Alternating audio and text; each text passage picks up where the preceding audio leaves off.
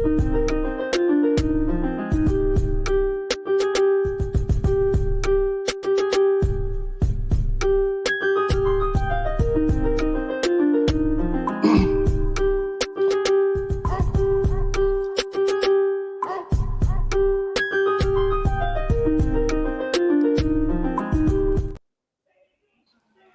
poppin', everybody? We are back, and in my DJ Khaled voice with another one. It's a football Friday. We got a packed house. Moolah just not here again, but we're gonna fix that. He's coming. Yeah, we're gonna fix that. So we got Wayne back in the building. What's up? Talking football instead of basketball today. Exactly. Football is way better than basketball. Mr. GQ, he's back in the house. What's happening? And we have a new guy, Sean. What up? How you doing, Sean? Let people know a little bit about you if they don't know. Because I think you was on the show on Monday. That was OT. Oh, that was OT. Okay. Well, All right, go ahead. Introduce yourself to the people, man. I'm Sean Maloney, 19 years old. Man, you know, I know a lot about football. Football is one of my passions, and that's right. We got to say it with your chest while you're here. You got to say it with your chest. Give him some time. He gonna loosen up. Look, you see, he's trying to shake it off. You got it, Sean. We got your back. All right, Wayne gonna help you out. We got Sean, the young buck. He knew. All right, so we're gonna let him warm up. Troy is in the building. How you doing today, brother? I'm good, man. I'm ready. I'm ready to go live on TikTok some more, man. But we here. We're here. Yeah, it was. We here. But right. Let's get it. Let's get it. All right, so I'm gonna open up. I'm gonna switch it up just a little bit, just because it came across my screen right before we went live. Seems like the Commanders are finalizing their deal with Eric Bieniemy to be their OC. They said it should be done tomorrow. We'll see. Wait. But offensive coordinator? Yeah. Well, I thought when you said that he got a head coaching job. No, it's a lateral move. Time the fuck out. Okay, give me your feelings. 2 minutes into the show, time the fuck out. You telling me Eric Bieniemy did not get a head coaching job? No. Nope. So why would he leave the Kansas City Chiefs for another fucking offensive coordinator job? Well, I would tell you why I would do it if I'm Eric Bieniemy. Not to the Commanders now. I'm not doing that. If it was the head coaching job, I was gonna let it slide. But an offensive coordinator job? You have to. He has to get out of the shadow of Andy Reid and Patrick Mahomes. Oh man. He has to. Because there's the stigma going around that he doesn't call the plays. And then it's another stigma that the offense only works because it's Patrick Mahomes. So he has to remove himself from those situations to prove that he's actually a good OC before he can actually get the head coach job. Yeah, Jonathan Gannon got a job like it was nothing. Well, I was right. You saw that was in the because I said, who the fuck is Jonathan Gannon? There's we got special teams coaches out there getting head coaching positions. So I don't want to, and I understand what you're saying. You're not wrong. But we've given lesser individuals head coaching positions, and somebody like Eric Bieniemy, few and far between, should have already been a head coach somewhere. And I think this is my personal opinion. I do believe there is the element of, we all know the black head coach situation, but also I think the one thing that everybody is kind of glossing over was his involvement with the Colorado situation when he was at Colorado. Yeah. And I think that kind of holds a lot of weight when he goes into interviews. And I know he's far removed from it, and I think you should give him the chance. But I think the media storm that's going to happen once he gets hired, of him paying prostitutes to get recruits into Colorado, all of that stuff starts to bubble back up. And are you willing to deal with it as an organization? Well, the commanders of all organizations can't judge anything right now because they got enough issues as an organization as a whole anyway. But right, I mean, if he's going to go anywhere, it makes sense because Ron Rivera probably, if anything, there's a good chance he gets fired this year. But that's what I was thinking. I was like, what if it's a lateral move for now to see what Ron Rivera does, and then he steps into the head coaching job a year or two from now? Yeah, no, I can see that. Ron Rivera is on my short list of coaches that I can already see already going to be on the hot seat in this upcoming season. So, yeah. Yeah, I'm not one of those guys who's been really championing, Eric Bieniemy as a head coach, only because this is a guy who's had about 20 or 30 interviews now over the last few years, right? I mean, every team's been interviewing this guy. And I mean, nobody's coming out and saying he's done anything wrong, but I also look at it as it doesn't matter how good you call plays. That doesn't matter, right? I mean, that's part of it, but really being a head coach is, developing young players. It's, knowing how to work veterans and young players together. It's knowing the offensive, defensive, and special teams assignments, the groupings. There's a lot that goes into being a head coach. So he might be the best play caller in the NFL. I mean, we don't know because, again, he's got a stud at quarterback, but he might be the best play caller in the NFL. That doesn't mean he knows how to run a franchise, And so I'm only thinking maybe he goes in these interviews, and like I said, he's had so many of them that when they're asking him, what's your plan for this team? You're coming in to interview for the Colts. You're coming in to interview for the 49ers. What's your plan for this team? He might not know. He might be like, well, I call a really good play and I have all these good plays. Okay, yeah, but how are you going to develop the youth? Well, I haven't really, maybe he's just not a guy who can run an organization. He's a guy who's really good at calling plays. No, I can agree with that. And some people are just bad interviewers. That's a skill. I don't think a lot of people understand when you step into an interview, if you don't know how to conduct the interview, like how to answer questions, body language, verbiage, if you don't know how to do those things, you can lose it. You can be 100% qualified, but if you don't perform well in that interview, you'll never get the job. Yeah, that and just public speaking still people's like one of the biggest fears is still public speaking. Yeah. And maybe Eric Bieniemy is a very quiet guy.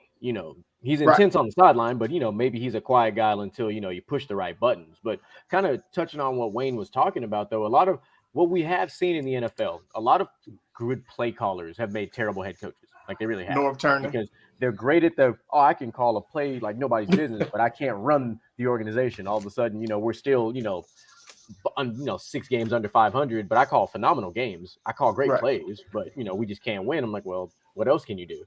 You're the head coach. Everybody looks to you for answers and guidance, and, let's get this team, out of irrelevancy to relevancy now. So I kind of look at Eric Bieniemy like with Josh McDaniels. Like Josh McDaniels been head coach 3 times, and he hasn't done anything really special. And he can call phenomenal plays when he was with the Patriots, but like that's never converted to a head coaching position. He made the playoffs 1 time with the Broncos, and that's it. And he got fired. And like next year after that, and he went back to the Patriots, and same thing with Bill O'Brien. Like he's a good offensive play caller, but like he just don't know how to run a franchise well. Oh, we know that. He set the Texans back 30 years. He set them on fire. Like that's not even up for debate. It's like for me, like we've seen, like we saw Nathaniel Hackett this year. Like he may have been a great OC, but as a head coach, he's terrible. He's not. 100%. It's not just about and it's not just like you said. It's not just about calling plays. You're a CEO. You have to understand situational football. You have to be the last word. Like you got to understand what everything is going on and make the proper decisions. You are moving every piece on that chessboard, and you got to be able to do it. And we've seen the Norv Turners of the world. Who else? I'm trying to think. I actually think the current head coach for the Chargers, Staley. Brendan Staley. Yeah. He playing real life football like he playing Madden. He just be doing craziness. Yeah. Well, and then just look at this past Super Bowl. Nick Sirianni gave up calling plays because he was like, all right, let me, I need to step back and be a head coach because he wasn't very good at calling plays. And all of a sudden, the Eagles took off. Now he just lost, both of his coordinators. So he's got to either call plays or he's got to find a, comparable replacement. Yep. And I'm not going to, like I said, I'm not mad. I felt he had 2, I'm talking about Eric Bieniemy. He had 2 landing spots. And I think both of them were contingent on the same player, which was Lamar Jackson. Mm-hmm. I thought he would go to Baltimore because of Lamar. But I also heard that Lamar was looking at Washington as another landing spot for him. And Washington actually has a trade package ready to go to Baltimore to bring him to Washington. So I don't know if that was part of the deal or whatever, but I always said he was going to end up wherever Lamar was going. Yeah, well, and then the Ravens already. Then they hired Monken, I believe his name is, from Georgia, as their new OC. So you got a college coach, 2 national championships, who's now going to be calling plays for the whatever's left of Baltimore at this point. Yep. So we'll see how that works. Either way, go ahead. You said the Eagles lost both their coordinators. Where did they go? One of them is the Arizona Cardinals head coach, and the other one is the Colts head coach. Oh, okay. All right. Mm-hmm. I got you. And then, Derek Carr. I just read that. I was going to say something, but that's an option for Washington as well.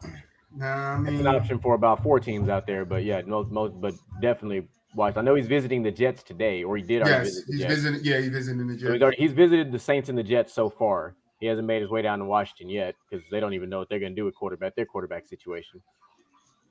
Yeah, and how can we trust? Me personally, that's what I would do. I'd go with Heineke and just build around it, and just make everything else happen. They gave up on Heineke. That's why I have Ron Rivera on the hot seat. I'm like, he needs to go because of that. You benched Heineke, and then you brought Carson Wentz back, and then you said, all right, we're gonna start this rookie. Like, yeah, come on. Well, the thing about it, he brought in Heineke, he brought in Wentz, not understanding y'all had to win that game to stay in the playoff hunt. And when he sounded dumbfounded in that interview, that told you, all right, bro, it's time for you to. He didn't even know. You didn't even know you needed to win that Cleveland game. So, Ron Rivera. Yeah. So we touched on Ron Rivera for you. Are you skipping over the Derek Carr on the doc? I'm going to Derek Carr right now. No, say it right. Say it how you wrote it on the doc that you sent us. Derek Carr.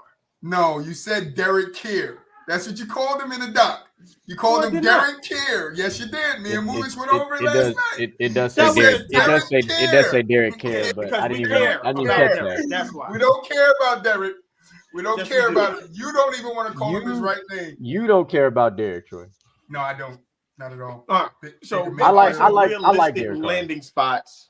I don't like him going to the Jets though. He should go to a better team than the Jets. I don't like the Jets either. Not for him. No, I don't like the fit with the Jets. This is my thing about the Jets. You're going to see 2 more years of this team, and then half of those people are going to be on another team. That's what the Jets do. Yeah, that's what they do. They do it time and time again. They'll draft good. They'll get good players, but they can never keep them. They always either ask for a trade or they let them go. It's been happening for the last 10 years, bro. And now all of a sudden they got all these good pieces. They're not going to be able to keep all of them happy, bro. Them niggas going to start walking away one by one. I think it's all dependent on when they start winning. I don't even think if they start winning because they came out hot this year. And I think that's the Jets. They're going to go, well, that's always going to be them. That's always going to, unless they get Mark Sanchez back. That's because they sat the MILF Slayer down. Hey. Look, he was as soon as you sat him down. But yeah, I don't like Derek, and I don't like him in Washington, and I don't like him on the Jets. I actually like him in Washington a lot. He's not a bad quarterback. I don't like Washington organization, so I don't want him. But I think he'll be going right back into the same similar Raiders organization that front office. Probably worse. I mean, if there's one thing I can say that's different between the Washington organization, when they walk the halls of the Commanders, they still call them the Redskins. I just want y'all to know that. They don't call them the Commanders in the building; they call them the Redskins. Okay. It's a joke. But no, I don't like. I'm trying to be nice here, man. I don't want Derek Carr on the Jets, bro. Put him somewhere else where he has a chance to really show what he can do and win some games and get into the playoffs and have a chance to win. That's Washington. Like that's it's not Washington. Yeah. No, Washington has the offensive skill players in place. Depending on what the Cowboys do, the Eagles and the Cowboys are going to be good for years to come. So Washington dog walked both of them with a bad quarterback. Nah. They did. I don't know about the Cowboys now. That's why I said it depends on the moves they make. If they don't make the right moves or they don't figure out what they got to figure out, then the Cowboys are going to drop off, and then Washington can go into that spot. If the Cowboys and the Eagles stay, because the NFC East, I've been saying this all year, they're top heavy. The top is the Eagles and the Cowboys. Can somebody else get into that mix? Yeah, 100%. But I just don't like Derek Carr on Washington. Like I would go somewhere else with a more comparable team with better weapons. Even though they who you gonna find with better weapons in Washington? In Washington? Washington has some damn good weapons. They got damn good weapons. You're right, but that's not the top. Like you got 3 running backs, you got 3 comparable receivers, you got a good. I got tight 3 end, running backs. God damn, I go from 1 running back to 3 of them. I don't think that's well, a better they don't. situation. Well, no, they run a running back by committee. No, I know. Yeah, But like all 3 of those Antonio running backs are Gibson good, and though. You're not going to Brian convince Robinson me. are You're legit. not going to convince me. Derek Carr. Derek Carr should go to the Texans. That's what he God should do. no. Oh no way. Absolutely No. not. The How you gonna Texans, sit there? See, never mind. Like on to you're not gonna. I'm lucky I can't mute Troy because this is. No, so I like. You thought I was gonna be nice, man? You No. thought I was gonna be nice? That's I not wasn't even nice. gonna be nice. That's just fucked up. Send him to the shadow of the Deshaun Watson. That's what you send that motherfucker. Him and Baker, they could split reps. I don't give a shit. I don't think he's going to go anywhere where he's going to be competing for the starting spot. He wants to be the starter day one and throughout. So I don't think that's why I don't think the Jets make sense. Is I know that Wilson played really horribly, but he also had a really good record for a stretch. And I think that he would be looking over Carr's shoulder if he goes to New York. And I don't think Carr wants that. It's too much pressure on him. I think he wants to go to an organization where he's going to be the guy from game 1 through game 16 or 17. And I mean, to me, the teams I wrote down, and this is the one I think is the most interesting, right? And it depends because a certain chip has to fall. But I think the Green Bay Packers, if Aaron Rodgers is out of there, Derek Carr fits that team perfectly. He's a game manager. They don't really It's a have no good weapons, though. They're all young. Yeah, They're all young. If Aaron Rodgers is going to struggle with that team, then Derek Carr is going to struggle with him too. Well, they're Well, he's a different. different They're type of different quarterback. quarterbacks. Yes. But if we're talking about the things that Derek Carr can do on the field and the things that Aaron Rodgers can do on the field, we have seen Aaron Rodgers play with less talented quarterbacks when his number ones got hurt, and he still did something with them. Even though I do remember people always forget this when they were saying the Green Bay Packers could not beat man coverage, they couldn't get off the line. But Aaron Rodgers figured out. I don't know. I would have to see Derek Carr with that type of wide receiver core and see what he does with it. Like, I wouldn't give him the Giants wide receiver. And I Did you see the receiving core last year when they went to the playoffs? Last year, yeah, they were trash. No, I wouldn't say they were trash. Randall Cobb, Alan Lazard. You didn't even have your tight end because he was out for the year. No, he's talking about Raiders. He's talking about the Raiders. He's talking about the Raiders receiving core. Oh, last year? Oh, what was it? Hunter Renfrow and Zay Jones and Zay Jones and then Darren Waller when he was healthy. Yeah, Darren Waller was good. He had Henry no Ruggs receiving before core last all year. the stuff happened. Henry Ruggs. Don't forget Henry before all that stuff happened. You know, if you still had Henry now, I think you guys would have had a better season. You had Henry on one side, Adams on the other. If you'd had Henry Ruggs, I don't know if you'd have ended up with Devontae Adams. No, you probably would have had to give him up. Yeah, you probably would have had to give him up. I feel like Carr's going to the Saints. I feel like that's The Saints, I'm not mad at. I'm not mad at the Saints. The only problem with the Saints is they need to offload Michael Thomas. Yeah, most definitely. Michael Thomas has the largest cap hit coming into this upcoming season, and it's like what is it? it's What like are you gonna $52 offload million. No, he's got like a $50 million cap hit this upcoming it's $50 million. season. Okay, Yeah, he is the highest. No, he has the highest cap hit. It's like Michael Thomas, then Aaron Rodgers, Wilson, Kyler Murray. Like but I've never seen a receiver have that kind of a cap hit for a team. Not like that. No, that's crazy. No, I don't think Deshaun Watson goes there. But I like I don't hate the idea of the Saints, but like I said, it's just you need more. And Michael Thomas I don't think he changes the dynamic of the Saints. No, he doesn't. Like it just sucks that they have good young players, but what else? He's not a playmaker, so he's somebody who's going to manage the game. He has to go to a run-heavy team. Yeah, and the Saints can run. I mean, I think the Ravens too. If Lamar does go to Washington, the Ravens are a good fit for Derek Carr too. Yeah, like Derek Carr.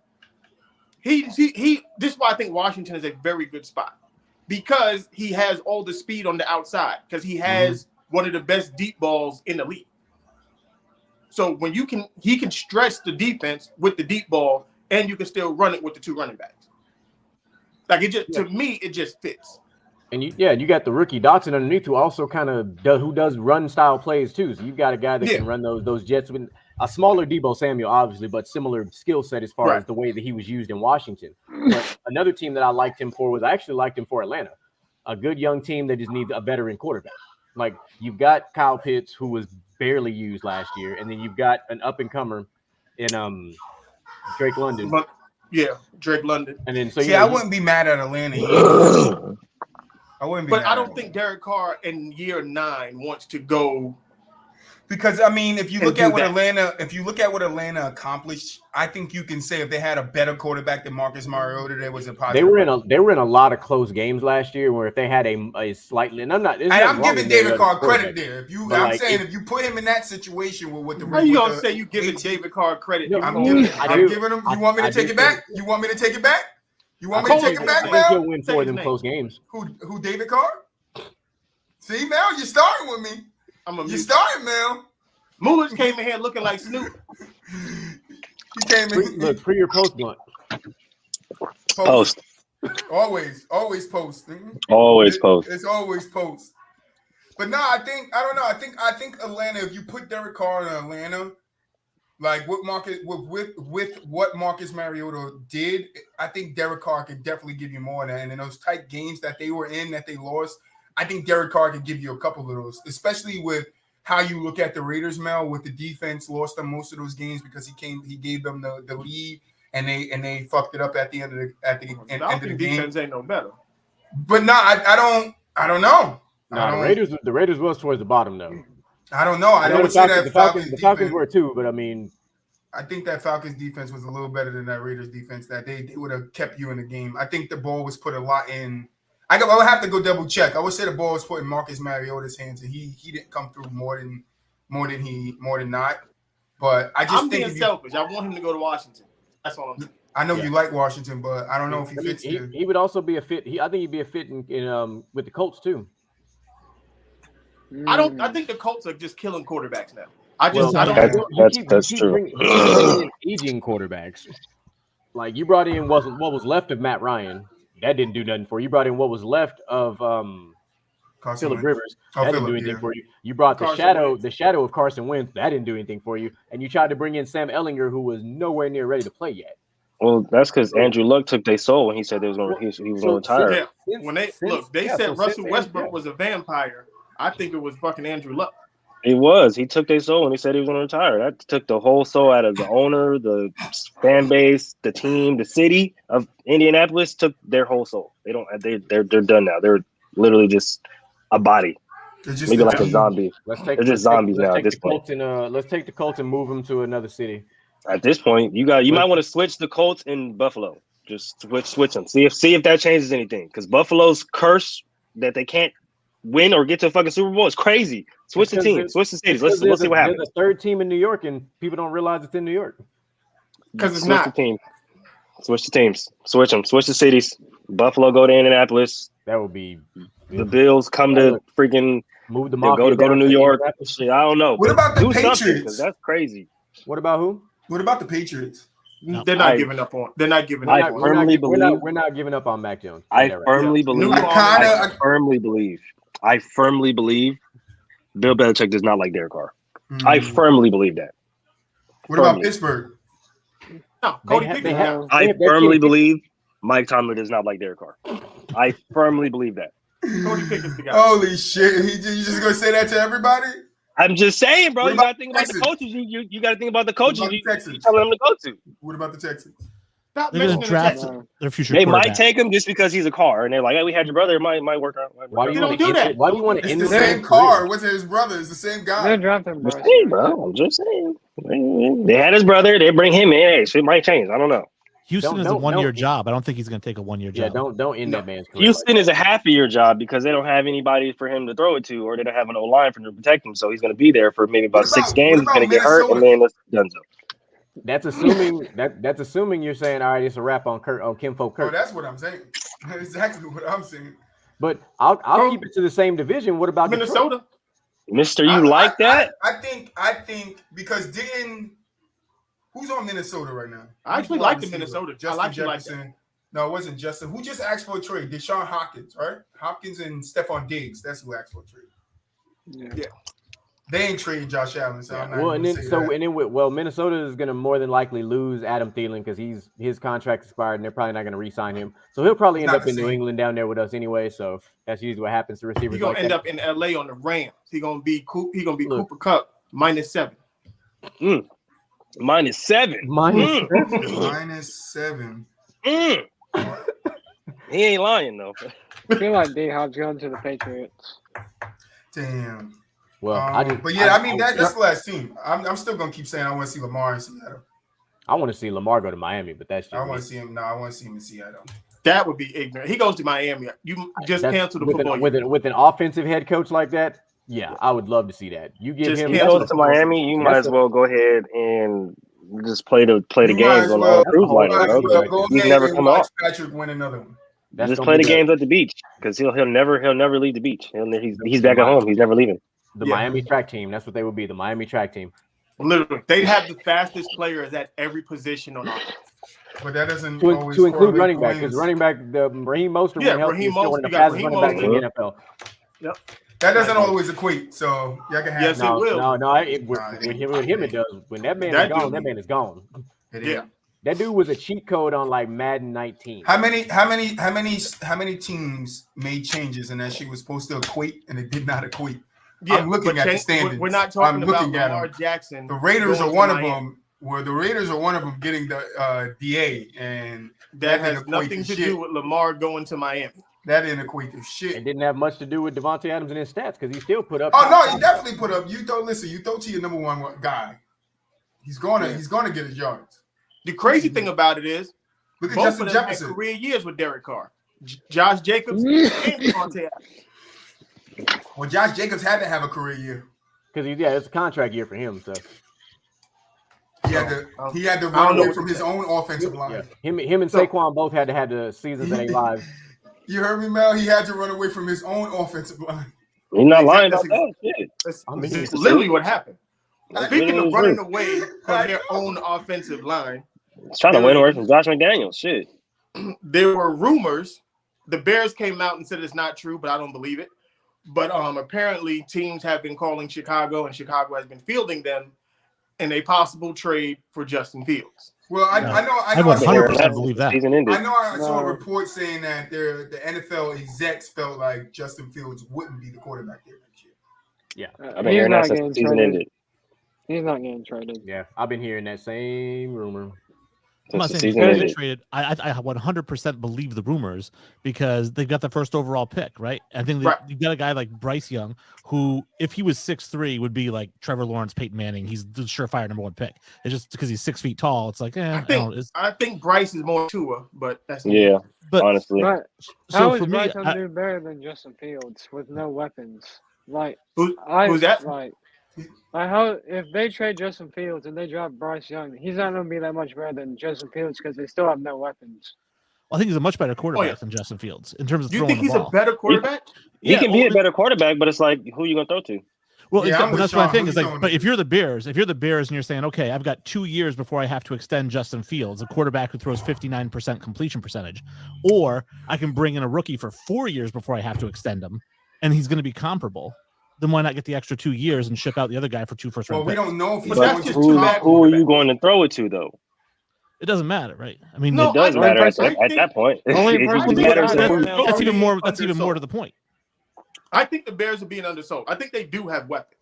I do too. Darnell Mooney's a big target, first of all, and he has to stay healthy. Red zone target. He has to stay healthy. He does, and then bringing in Chase Claypool. Yes, you brought him in late, but now given this offseason, Claypool will be a solid number 2. He's not going to be a number 1, but he'll be a solid number 2. And you've got your running back situation.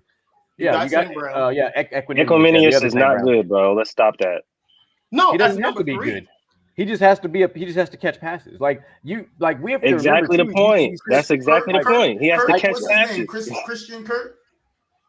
No, Christian Kirk from Jacksonville. No, I'm saying Christian is because I know some people wouldn't call him a true number 1 yet, right? No. Some people would say he's in the best. That's what I'm saying. I'm just trying to trying to understand what you're saying. Is that a guy you would compare him to, like a Christian Kirk type of player, somebody that can fill that role for a little bit, but it's not really a number 1? Because I think Claypool, if you put him in that role, he had to be the guy that got all the targets. I don't think he'll do that back. No, I do. No, I do. I just think Justin Fields I think he'll do that. I think he'll do that bad. I think he'll do that bad. I feel like he just needs a good quarterback, or at least I don't think Justin Fields is a bad quarterback. Like we talk about his completion percentage, but you also got to look at. We talked about who he's throwing it to. Receivers got to catch passes, otherwise that number keeps dropping. Incompletions, he wasn't. It's not like he was underthrowing receivers. He wasn't barely overthrowing them. He was putting a lot of passes on the money, and he had to run for his life a lot because his O-line is trash. Well, they're not trash. They're probably like number 18 in the league last year, but that's beside the point. Like, that's my Ohio State quarterback bias. I think all of them are trash. And I feel the same about Alabama quarterbacks, and then same with UCLA quarterbacks. Damn, Justin Field led the team in throwing and rushing. Yes. Yeah. Did you guys know that he has more touchdowns than Daniel Jones and less starts? Nah, bro. I gotta go with he ain't had no weapons, nigga. His leading receiver was his tight end. Like, I can't do this. I cannot. Come on, bro. His leading receiver was Cole Kmet. I can't do this. But his receivers were hurt past season. Yeah, the receivers were hurt. Nah, it's like, State Brown played get 16 him, games. Get him somebody. 17. Mooney played 12. Montgomery played 16, and Petters played 17. David Montgomery has been in the league forever. Right, but it doesn't mean he's a running back. Montgomery did not play 16 games last year. Montgomery was hurt for a couple. He had a hip injury last year. Took him. I'm looking at it right now. He played 16 games. He might be active for 16 games. But he definitely played 16 games. Let's go look at it. Let me see. Can I see all the recent games? I'm just saying. 17 attempts, 15 attempts, 3 attempts, 12 attempts, 15 attempts, 15 attempts, 15 attempts, 14 attempts, 9 attempts, 17 attempts, 14 attempts, 14 attempts. Oh, he did 17 attempts. 7 attempts. He played 16 games. Stop playing on it. It's right there. What? Let me try to get that. Khalil Herbert was the one that missed some games too as well. Khalil Herbert went on IR midseason. It's right there. So he played 16. 17 running the ball. He had 17 attempts running the ball. No, oh shit, I did keep it on running. My bad. Hold on. All right, so it went back to rushing. Give me a second. All right, no, the receiving.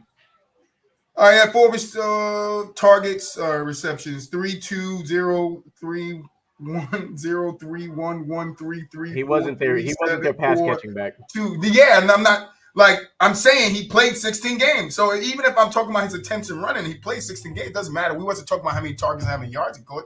I'm just saying you guys said that they were injured. He wasn't injured. He played 16 games. He only missed 1 game. I'd just rather take. I'm not saying he's good. I'm not saying any of them are good because, I mean, when your tight end catches 544 yards and that's your highest, receiver, then you got to do something with that team. That's because your quarterback is just literally taking snaps and running the ball. I mean, when you snap the ball and the defensive line is already in your lap, what are you supposed to do? That's not true. That wasn't all the time, though. That's crazy because he ran the ball. His pocket collapsed quite a bit, though.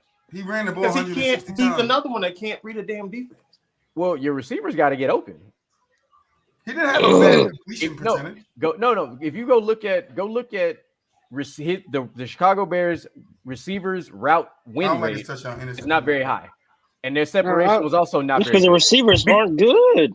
Because they're running routes with receivers that you have big receivers. You should run intermediate routes. You don't. They're trying to throw the ball downfield, like you don't got those types of receivers. You can't blame that. So why does that fall on the quarterback? Quarterback don't call the plays. They make adjustments, but that's on the play caller. I seen Nikhil Harry, Byron Pringle.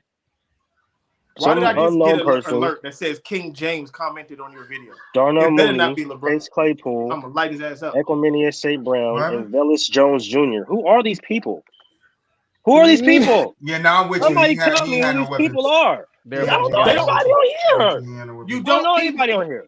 The names on the back of the jersey don't mean anything. It does when you're supposed to do something in the league, bro. Like, what do we do? Who are these people? Who are these people? Mel, you're more famous than any of these receivers. Amon-Ra St. Brown, and look what he did in Detroit. Hell no, because if you really watch college football, you knew who Amon-Ra St. Brown is. People didn't even know Equiminius St. Brown was a St. Brown, bro. Who are these people? St. Brown was a dog in college. Like, there's a dog in college. So is his brother. Not Equiminius either. Listen to what you're saying. I know him in college. Most people don't watch college football like that. That's on them. That's their fault. I don't know. Tell them. But like I said, this is a show. Who are these people who actually watch this stuff, and we watch college and the pros. So we know. I know we do, but I'm saying there's no notable names on here. They don't know the names on the back because they don't follow dudes from freshman year of college all the way into the league. Yeah. So when they're looking at names, like, well, who the hell is this dude? Then they find out who that dude is.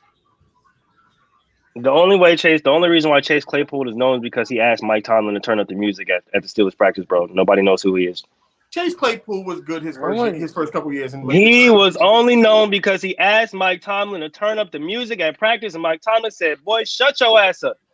No, what did he have? That's the only reason why we know him in his first year, like in one game. I mean, the same could be said about Juju Smith-Schuster. The only reason we know him is because Antonio Brown called him Boo Boo Smith-Schuster. Like, what are we? But Juju was balling.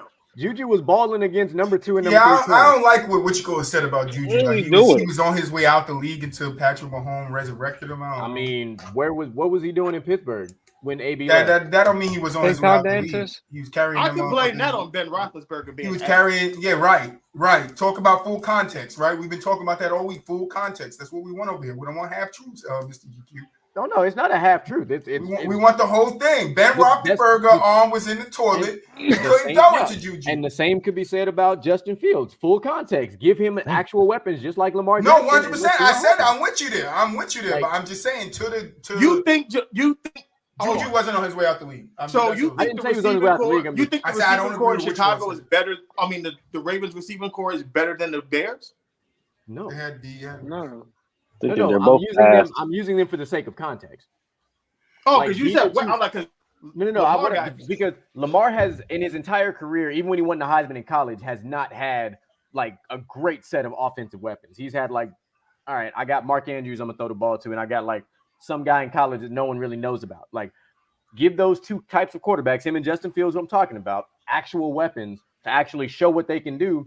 And it's a different story because Justin Fields is not a bad quarterback. Look what Lamar did with his lack of weapons, and look what Justin Fields has done. They're not even the same. I think Lamar Jackson can throw circles around Justin Fields. No, 100% he can. That's true, but Sean said no. That's my point here. You said no, Sean? No. Why I think Justin Fields has a stronger arm than Lamar Jackson. I actually don't think. I definitely don't think that's not even stronger. I mean, that's your opinion. Lamar got. I want to hear your logic behind it, though. Why do you think that? Well, why do you think? All right. So, Lamar Jackson, he's been in the league for what, 4 years, and he has 4,000 passing yards, but like he has no receivers. Like he runs the ball way more than he passes it. Like I think about it. Like he has Mark Andrews. He didn't throw the ball downfield, but like I feel like just Justin Fields has more potential to have a stronger arm than Lamar Jackson. I feel like Justin Fields is a more dual threat than Lamar Jackson. Lamar Jackson is. I can't say that. Has a cannon. Justin Fields has a cannon, but you know what? Ryan Leaf had a better arm than Peyton Manning too. I mean, this arm strength doesn't mean anything to me. Yeah, Josh Allen got a cannon. He just don't know where he's throwing it. I think Lamar Jackson is a guy who completes 66, 67% of his passes, and Justin Fields is a guy who completes 59% of his passes. And so when I'm looking at a quarterback, Lamar Jackson is a quarterback. I don't know what Justin Fields is yet. Justin Fields completed 60.4% of his passes this year. Right, 58.9 the year before that, so 59 average. I'm talking about this year, bro. I don't care about last year. Well, but this year for a quarterback is low. Exactly. Hold on, because I'm gonna make my point. 60.4 this year, correct? Yeah. Guess what Derek Carr was at this year? This season, what was Derek Carr at? Like 61? 60.8. 60.8. That's what Derek Carr was at this year. Mm-hmm. A whole 0.4 points over Justin Fields, bro. So we can't sit up here and act like he's just abnormally wrong. And on how many passes? He's actually playing pretty well. How many passes? He's actually playing pretty well. I can go. Probably had double the passing. I got it. But like and to kind of push back on what Sean said too is like you can't tell me that Justin Fields is a better quarterback than Lamar Jackson because Lamar has an MVP, a unanimous one at that, and he's got all pros and he's got Pro Bowls. I'm not saying he's better. No, I'm not saying he's better. I don't. If you would have put Justin Fields in Baltimore those same amount of time that Lamar's been there now, he gets nowhere near those accolades. He gets nowhere near an MVP. I'm telling you that right now. He won't do that. He's not a better quarterback. Baltimore doesn't even make the playoffs with Justin Fields. No. I do not think Justin Fields is a better quarterback than Lamar. But they're not even saying trust. I do think Justin Fields is a better than the bottom half of the league as far as quarterbacks go. Yeah, so you're taking Trevor Lawrence over him? No. Hell no. I'm taking Trevor Lawrence. That's what I'm saying. You're taking Trevor Lawrence over Justin Fields. You both said hell no. No brainer. Trevor Lawrence is not in the bottom half of the NFL. Right. No, I'm just making sure. I'm just making sure because I know Mel loves Trevor Lawrence. So fucking love Trevor Lawrence. I wanted his eyebrows to disappear into his hat. I drafted Trevor Lawrence as my second quarterback in my PPR league. I was like, what do you mean? No. But like, the reason why I said Justin Fields has a stronger arm is because Lamar Jackson's a run-dominant quarterback. He's not a dual threat. He's run by design. That's a false statement because Lamar Jackson ran the ball less than Justin Fields on design run plays. Well, yeah, but he has a better offensive line than Justin Fields does.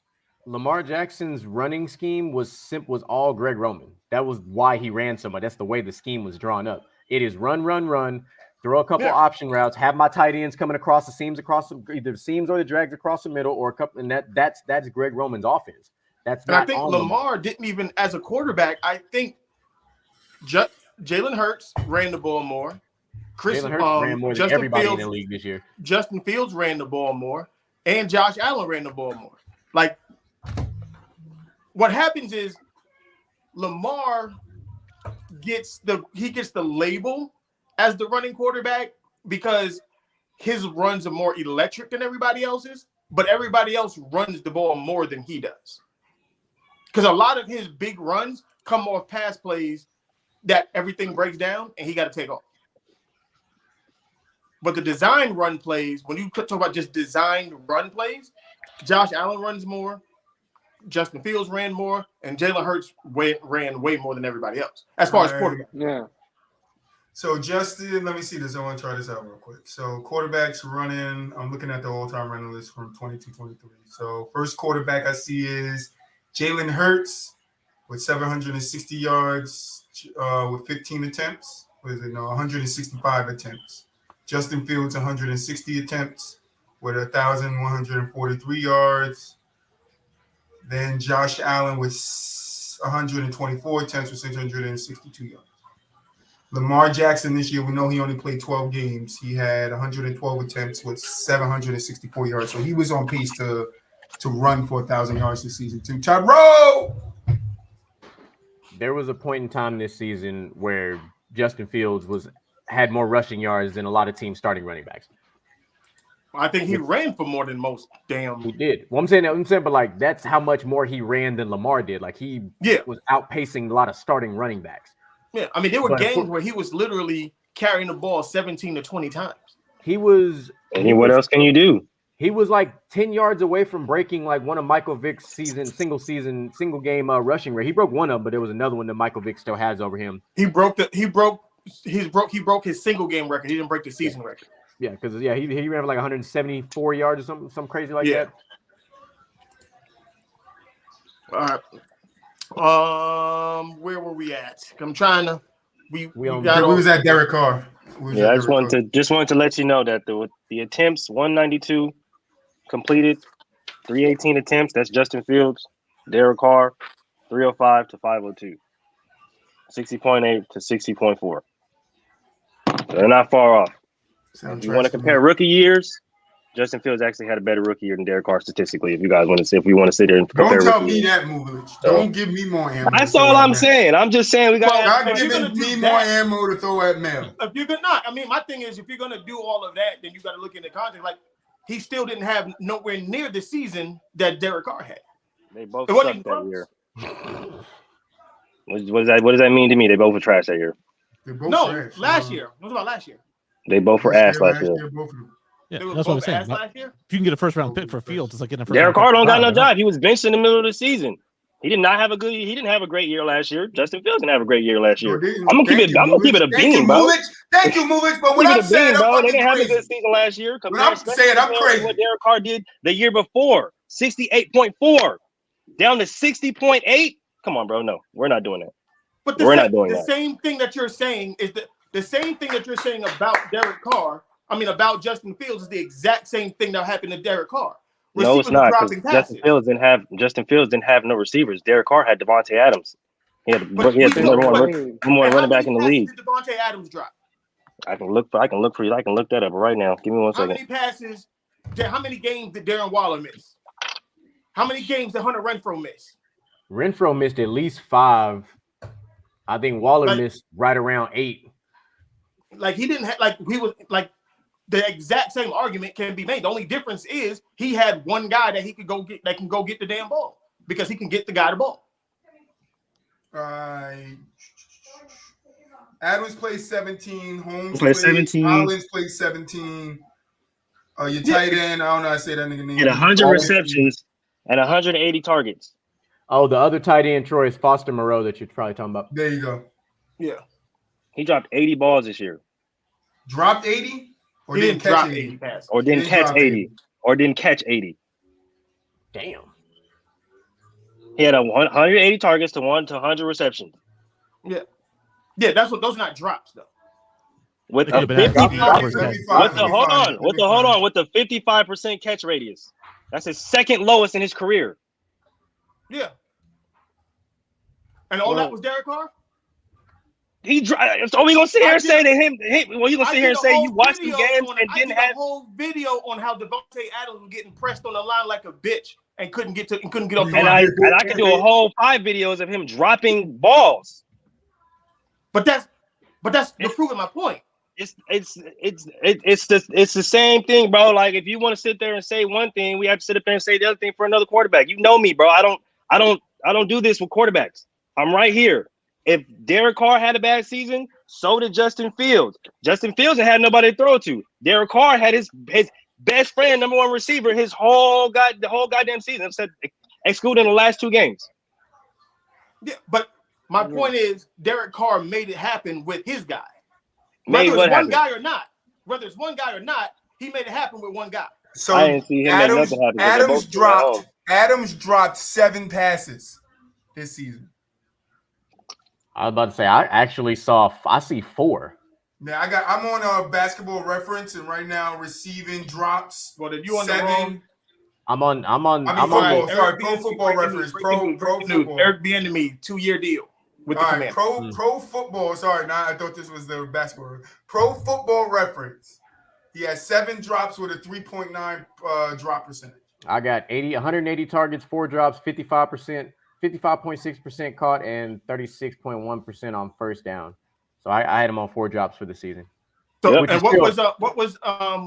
who was Chase Claypool, St. Brown? Give me them niggas. Give me that shit. Oh, their drops? Who you going for? Chase Claypool. And then you want me to do St. Brown? Which one? I'm doing Chase Claypool right now. Which St. Brown, Mel? It's 2 of these. The Bears, damn it. Oh, Equanimity is St. Brown. The person who's only known for his name. I don't know how to do it. It's looking like 1 drop to me. Let's see. And look! I got you know me, Mel. I could bang on. Like I said, I'm just. Nah. I want you to know. So this is what I'm looking at, Mr. Moolah's yelling at me. You know, I don't. Oh yeah, I use that same website for my NFL stuff. I know. Right, yeah, but this is what I'm looking at. Look, I'm about to go back to and show you the 7. But yeah, I only got 1 drop in 2022-23. But look, if I go back to Adams, 7 drops. Okay. I mean, still, it's nowhere near the season. Yeah. Not even close. So not even close to the 80. That's what 70 what? 73. 73 that was probably overthrown or underthrown by David Carr. Yeah, or like I said, it can be coverage. I'm not saying it. My point is, I want to get all the drops. Because the argument can be made on both ends. St. Brown dropped 1 ball this year. That's what I'm seeing here. 1 ball. With Chicago. I'm seeing 1 ball, so that's why I'm waiting for Mr. Yeah, he only dropped 1. He didn't play very long. He had 1 drop, 50 targets, 1 drop. Those numbers are, I guess we'll call those are inflated because of when he got added to the team, because it's. Well, I got 38 targets, 21 receptions, 323 yards. Let's see. So one of these websites that we're looking at lying. But we know it's one drop because you got one drop on your side too. We know that. Yeah, that part's. We know that's true. So Justin And Fields then got to get the goddamn ball out. you said Claypool. Did you check Claypool already? I'm looking at Claypool right now. That's what I was talking about. Oh no, this is Amari St. Brown that has one drop. Yeah. I pulled Claypool because that's what you asked me who I was pulling. Oh yeah, Amari St. Brown got one drop too. Yeah, Claypool had one. He had 14 receptions for 140 yards. He didn't play very long with Chicago because when he got there. Yeah, and then St. Brown he played 16 games, 38 targets, 21 receptions, 323 yards. So just get the ball to the guys. Basically, is what I'm saying. That's 100. Yeah, that's pretty much it. All right, that's all I'm saying. Now, all I'm saying is keep the same energy for both quarterbacks. That's all I want. Every quarterback. David Carr overthrew or underthrew Devontae Adams 73 times. A lot. So we can compare him to Justin Fields. 73 times. So I don't want to hear it. Call that man by his name, David Carr. Wait a minute. So Justin Jefferson did the exact same thing. He caught 122 passes on 184 targets. And what was Kirk Cousins' completion percentage? Hold on, let me see what Justin Jefferson drops. Because we're acting like quarterbacks don't just like it's not just he missed the quarterback, he missed the receiver. Like there are a whole bunch of things that could have happened in that. Batted passes. Sometimes when you're throwing Jefferson the ball away, five drops. Yeah, 5 drops. No, we're not. I'm not just that happens. That happens a lot. This year, batted balls were like higher than most years for quarterbacks in general. Like, a lot of passes got batted down this year. Yeah, like I'm not gonna. Yeah, but what metric is that?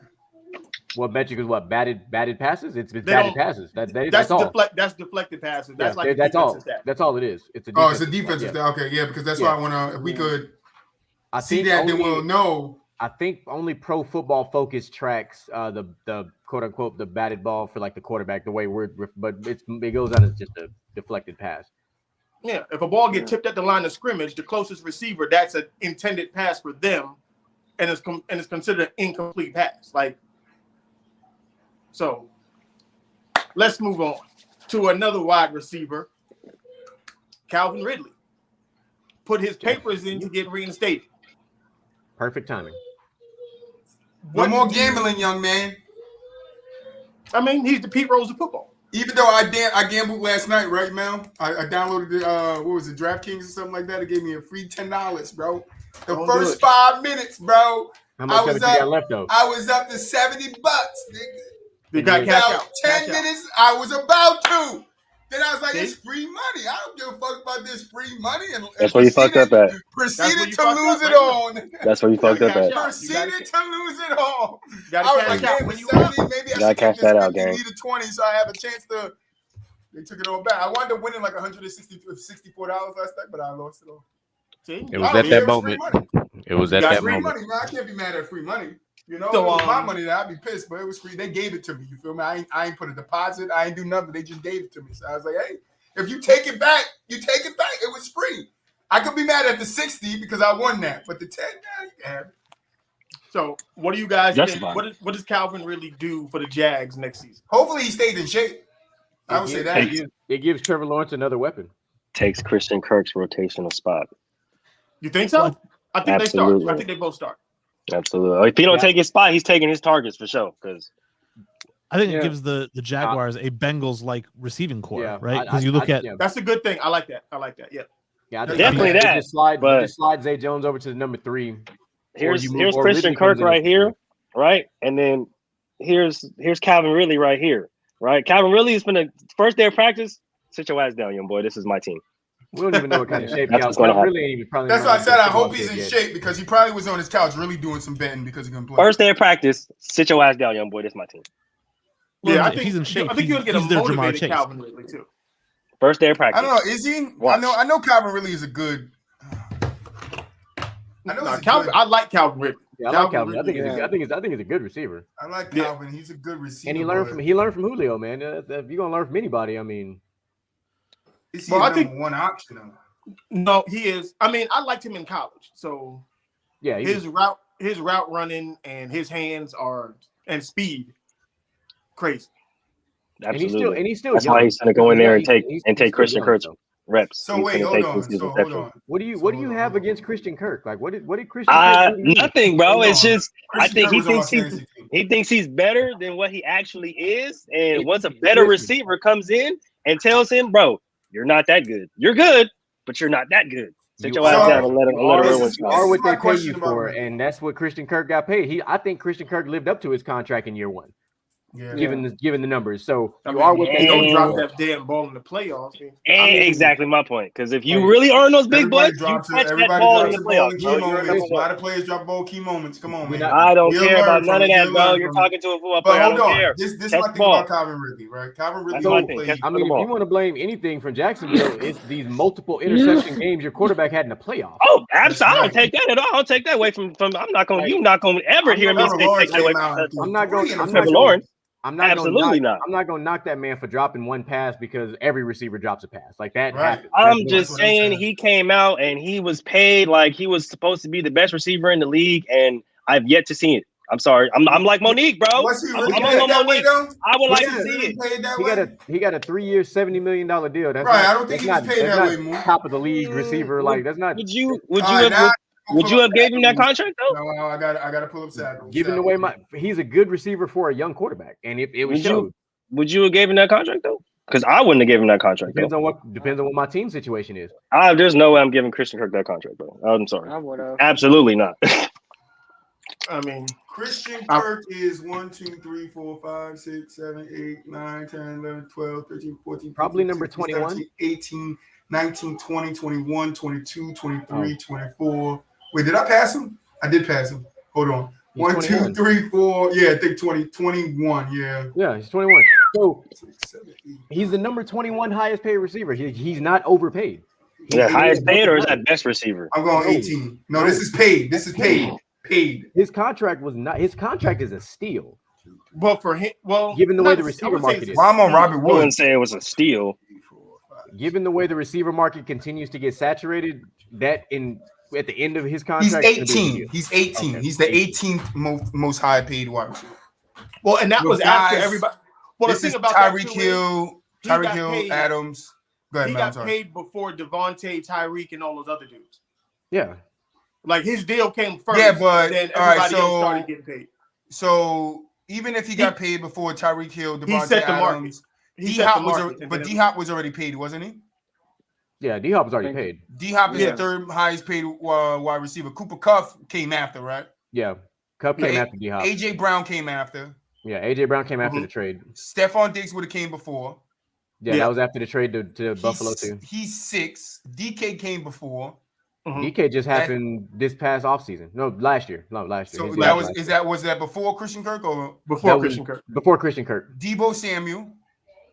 After Christian Kirk. That was after Kirk. They was still in contract negotiations. What is that? 4 people after Christian? Then you got Terry McLaurin. After. That was after. DJ Moore. That was after. It was this season too. Keenan Allen. That was before. Mike Williams. They're both like 2 or 3 years into their deals. Both of the Chargers receivers are. They're one behind each other as highest paid wide receivers. I mean, they're both effective when they're healthy. Yeah. I don't know. Amari Cooper. After. Hell, which contract? He got a Cowboys contract and he got a Browns contract. It's probably the Browns contract, but that was after. I don't know. He's making $20 million a year. Yeah, that was after. Yeah. And then Christian Kirk. I mean, who is that? Deontay Johnson? Deontay Johnson. He plays for the Steelers. Deontay Johnson. Steelers. All right, so I want to look at guarantee, right? So we talk Christian Kirk, 37 million guaranteed. That's what you say he not worth Mulich? Because the 72. I don't think that's bad. I don't think that's a bad contract. I'm not giving him 32 million guaranteed. Okay, Christian Kirk was the third receiver on the Cardinals. And then when all the injuries happened, he was the number one. He was the de facto number one, and he was a young receiver when he was doing it. Yeah. So Michael Thomas is at 35 million. We don't count guaranteed. We can't count him right now. Brandon Cook, 36 guaranteed. We don't count him either. Chris Godwin, 40 guaranteed. Amari Cooper, 40. Mike Williams, 40. Mike Williams, 40. Keenan Allen, 32. DJ Moore 41, Terry McLaurin 34, Deebo Samuels 41, DK Metcalf 31, Diggs 47, AJ Brown 56, Cooper Kupp 35, DeAndre Hopkins 42, Devontae Adams 22, and goddamn Tyreek Hill 52. Yeah, that's all guaranteed money. So that's what I'm saying. If you look at Kurt's around a DK Metcalf, which I don't know. Cooper Kupp, I don't know. Keenan Allen, it just when you're comparing the stuff to the dudes he's around, he's when you're comparing his numbers to that, But those contracts aren't written the same because 100%. Metcalf's a 5-year deal, Kirk's a 3-year deal. That's two different contracts, altogether. So I want to pay him that period. The guaranteed money that Metcalf got it's not the same because he's got a front loaded deal anyway. I wouldn't have paid him that period. Right. $32 million across 3 years is really not that bad.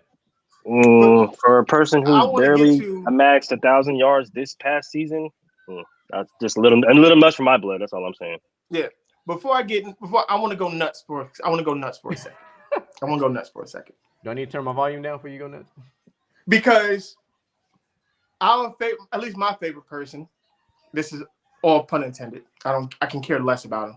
Nick Wrong did his quarterback tears the other day. Nick No Right.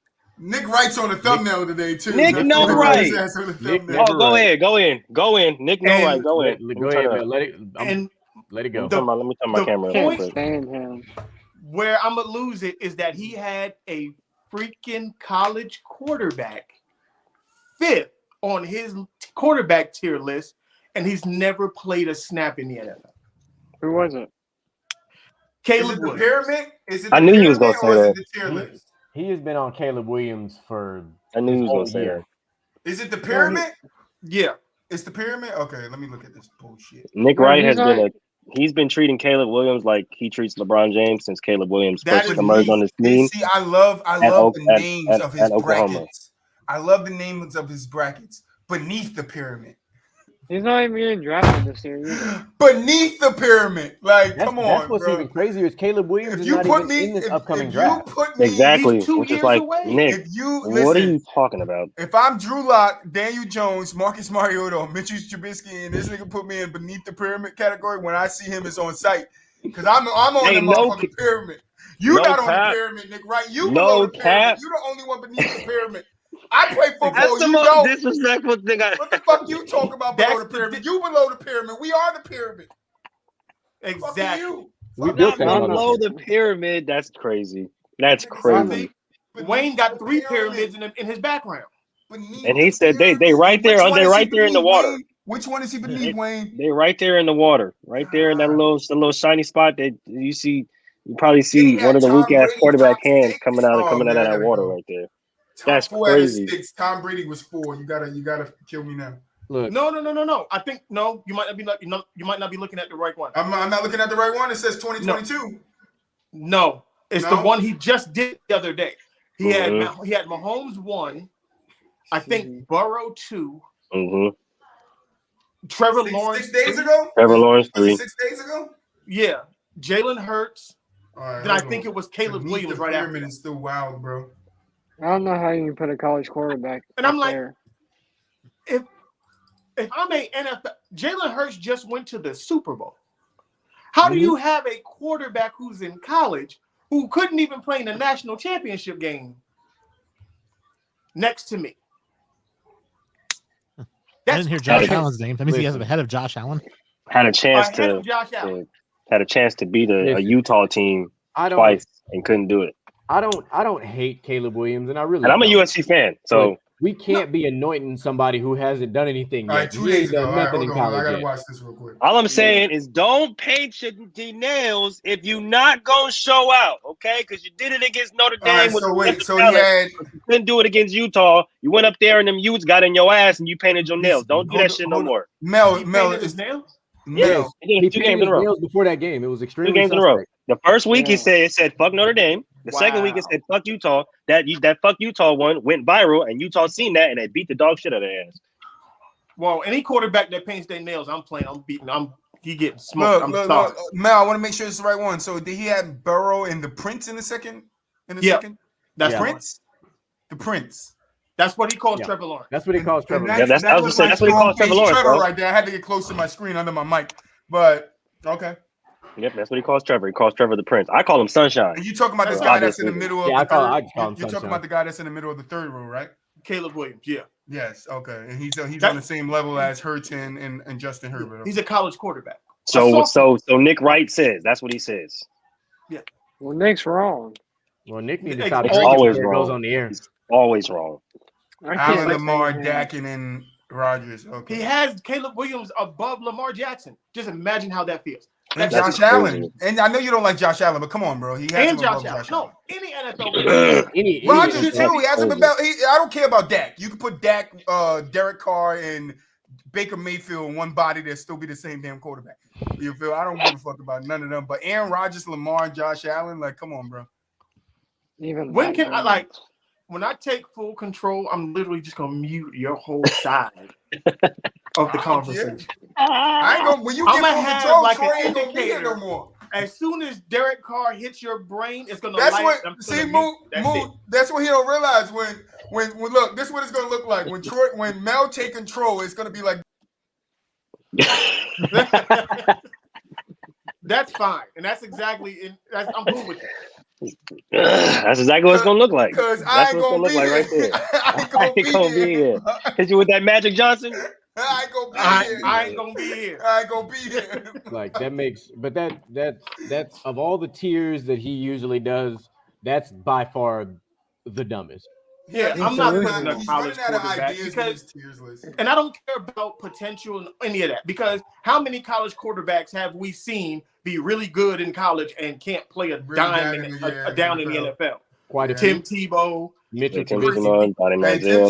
Don't talk about any Ohio State quarterback, any UCLA quarterback, any Alabama quarterback. That's why Jalen Hurts had to leave first. He had to leave and go to Ryan Leaf. There you go. He had to leave. He got unlocked by Lincoln Riley and became the quarterback that we know him as now. Over Baker Mayfield. I mean, who wouldn't? Honestly, that's not even egregious to say. That would be the same thing. There's nothing wrong with you saying that. I'm right now. What the fuck did Troy just say? What'd you say? What? I'm taking Tim Tebow over Baker Mayfield. Look, I told you. Mullins, I told you I couldn't get him to get out that chair today. I told you. Only good thing Tim Tebow doing. The show's over. Show's over. Show's over. Over fucking wiggly arm. We're not doing that. Man. Look, everybody on the panel agree with me. Everybody on the panel agree with me, though. But the disrespect, I will not have. Holy shit. Even Tyrone in the chat agree with me, bro. That's it. Tyrone, get out the chat then. No, Tyrone, I'm waiting for his message. There you go. Tyrone said dead. What did Tim Tebow do in his whole career? What, he had one historic playoff run? He beat the Steelers. He had one historic playoff run his whole career. No. You want to? No. Let me tell you exactly what Tim Tebow did. Has the same amount of playoff wins that Dak Prescott does. There you go. You can put it when you put it Dak. Damn. I was going to say, Dak Prescott. Damn. Well, Dak Prescott. And Tony Romo, for that matter. Damn. That's crazy. Hey, you want to see a dead body? I'll show you one. I'll show you that's a dead wild. body. Don't bring up Tony Romo. I'll show you a dead body, bro. Yeah. In my opinion, Dak Prescott sucks. All right. So, like I said, I'm still on this theme of what irritates my soul. That started that. The Kansas City Chiefs irritated my entire soul. Absolutely. Entire soul. And I'm going to run down a couple things that did it. Every day. One. The conversation that Patrick Mahomes is a top 5 quarterback currently right now, or is the best quarterback of all time? No.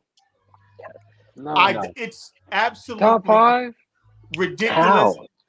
No, that's what I said, but I'm gonna go on because I'm gonna go crazy with it. I mean, like I don't even get it, honestly. I really don't even get it, honestly. Like, yeah, I mean, I understand I understand the early resume, the work, right? Talent, but bro. and I get the talent too, bro. I understand it, but we have never seen a quarterback do this fucking nostalgia that is like, oh, he has to be up there because we have never seen nobody to do this. It's like, and then on top of that, he's winning. On top of that, he's winning. It's the new shiny toy. And they need somebody. And they need somebody to replace Tom Brady. Like no bullshit. Like the media needs somebody to replace Tom Brady. We don't. We don't need somebody. The media. I said we don't. The media needs somebody to replace Tom Brady. And yes, they do. First of all, let's just stop. There is no replacing Tom Brady because when the Chiefs won their first Super Bowl, right? And the first thing they did at the Super Bowl parade was talk about this dynasty business. Do you realize the Patriots have 3 separate dynasties with over 70 wins over a long time span? The Chiefs have only done that one time so far. No, we're not talking about on the field. We're talking about in the media's eyes. The media needs someone. The media needs someone to talk about how they talk about Tom Brady. They tried to shove Josh Allen in our face. Right. Yep. That's what I'm saying. There needs somebody to replace. Every time a quarterback, the face of the league, steps down, they have to find somebody else to replace him. Patrick Mahomes is that replacement for Tom Brady. Tom Brady was the face of the league. No, it's not. It's Patrick Mahomes. They want one person. The other guys, they can stack up behind him. They want one person to be the face of the league, and we all know that. That wasn't the case. But that wasn't the case while Brady was while he was exactly. There. That's but started it. They started it when he won his first championship 3 years. No, they didn't. Because they did. It was always him. Yes, they did. Yes, they did. They were talking about. No, you're not understanding me.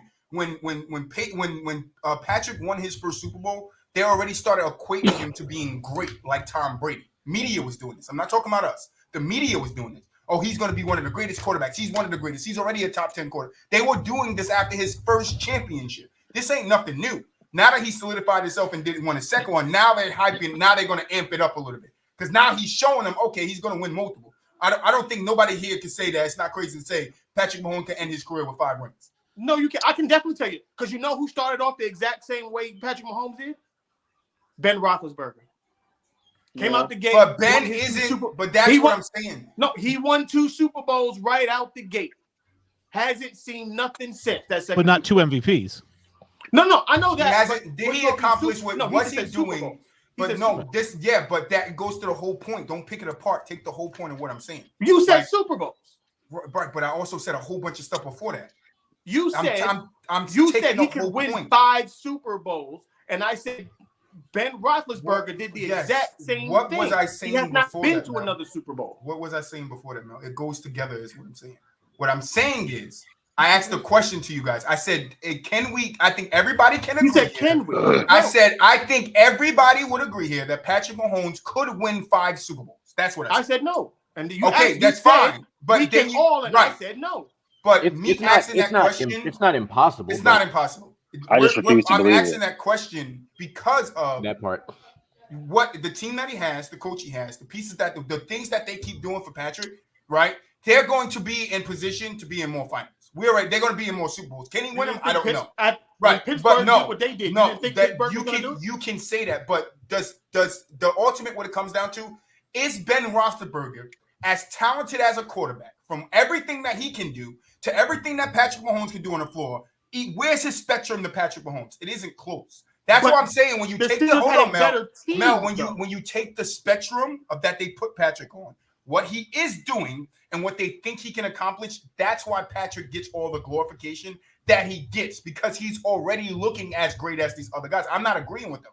I'm just saying this is why they do it because they want somebody to be the face of the league. Patrick is that guy they want to be the face of the league, so they're going to push him harder than they push anybody else. The reason why they gave us Josh Allen in our face last year, Mr. GQ, because other people on the opposing side to Patrick wanted somebody else to be like, all right, no, this is going to be his rival. That's why they were saying, oh, Patrick Mahomes and Josh Allen could be, Peyton and Tom. Oh, now it's Joe Burrow and Patrick Mahomes. Oh, take Tom and Brady. Because what they're looking for is the nostalgia of the Tom Bradys, the nostalgia of the Peyton Mannings, the rivals that they brought, the things those guys did in here. I'm not saying they will live up to it, but that's why they're pushing Patrick the way they're pushing him. Because they need something to replace the nostalgia they got from a Tom Brady, that they got from a Peyton Manning. Who rivaled Tom Brady as a quarterback, not winning? Who rivaled Tom Brady as a quarterback once Peyton left the game? No one. Why did they push Josh Allen as much when it comes? Why did they push Joe Burrow? Because they want Patrick to be the face, but they need him to have a rival. That's all I'm saying. It's the media that's doing it. And I think that the Mahomes is the GOAT conversation is just the new clickbait of the day because everyone got tired of clicking on LeBron's better than Jordan, so now we're going to click on Mahomes is better than Brady. Yeah, and people who just think that already. It's the fucking living in the moment. It is. It recency bias. I hate that. It goes back to the episode we did not too long ago, like with the Jerry Rice and Justin Jefferson thing. It's like, first of all, stop it. Like, okay, cool. Patrick Mahomes went to 3 Super Bowls, won 2, has a couple MVPs. Great. He also has yet to throw for 300 yards in the Super Bowl yet. But whatever. I don't really care about it matters though. It matters. It does matter. You can say it matters, but if he, like I said to you before, if he comes through in key moments when the game is on the line and you need him to win, then I'm good with that. Not every quarterback is going to get in there and throw 300 yards. Like things go in, like you have to take everything. But think about what you said. He does it in every other moment except for the biggest moment. Right, but does he win them? 2 out of we can argue. He wins them. That's all I care about. But the team. Well, we're talking about the team, but we're talking about his individual performance. Like we already know the team aspect now. We're talking about his individual performance, what he does in those moments. But that's what I'm saying. His individual performance doesn't add up to the performances in which we're accustomed to watching him. Oh no, 100%. But sometimes you don't need to do just as you need to do just the right amount to win, and that's all. That's what he does in the Super Bowl. He does just the right amount to win. I can understand, like you guys want him to go for 3 lesser now than it is during the regular games. Listen, if he wins, like that's what I'm saying. For me, if he wins, it does not bother me. If he wins, it doesn't bother me if he threw 20 yards or if he threw 150. The same thing with Lamar Jackson. And I understand Lamar Jackson. The difference is Lamar runs the ball, so a lot of times his running yards makes up for his throwing yards. I can understand that. But if Patrick comes in and listen, if we're going to tell a story.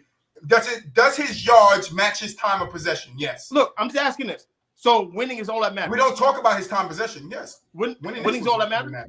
What do we play the game for? Okay. So where do you have Terry Bradshaw? What we play the game for?